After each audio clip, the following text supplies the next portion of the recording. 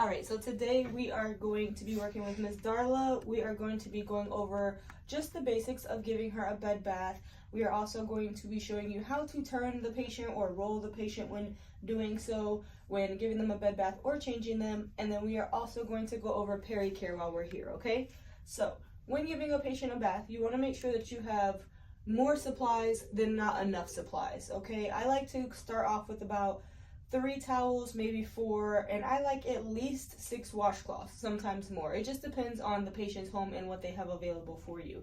You're also going to have at least 2 basins. You're going to have one with regular warm water and then one with soapy warm water, which you are going to change both of those out at least twice during your bed bath, okay?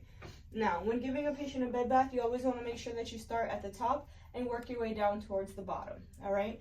When washing the patient's face, you want to make sure that you're not using any soap on the patient's face unless requested. And when you clean their eyes, you always want to make sure to go from the intercanthus into the outer canthus, okay? That way we're taking any infection and getting it away from the eyes, okay? Once you're finished with the face and you move down to the chest and then you're in the breast area, you want to make sure that when you're cleaning under the patient's breast, that instead of taking your hand and moving the breast out of the way this way, that you take the back of your hand and push the breast back this way. So no one ever feels offended when you're giving them a bed bath, and then you're able to go like that, all right? Now, this is where we get down to peri-care on the patient. So you have your patient here, you're giving them a bed bath, you're making sure that you're keeping them covered so they're not cold while you're giving the bed bath. And then once you get down to the peri area, you come here and you're making sure that, of course, you have a new washcloth than you did with the rest of the body, all right? I like to use 4 corners, and then I like to use the middle, so that way you can keep up with what you have going on with the washcloth, okay? You always pull up with the patient, never too hard. Always make sure that you're being gentle with the patient and talking to them to explain what's happening while you're doing each step.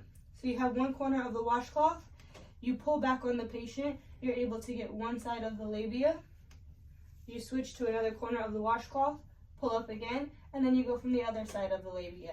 You're making sure that when cleaning the peri area that you're starting at the top and that you're going down, all right? That's 2 corners. With the 3rd corner, you're coming over here and getting in this crease. And with your 4th corner, you're coming over here and getting in this crease, all right? Now, I always like to go back and I go to the middle of the washcloth. We're pulling up again to open everything up so we're able to see what's going on down here.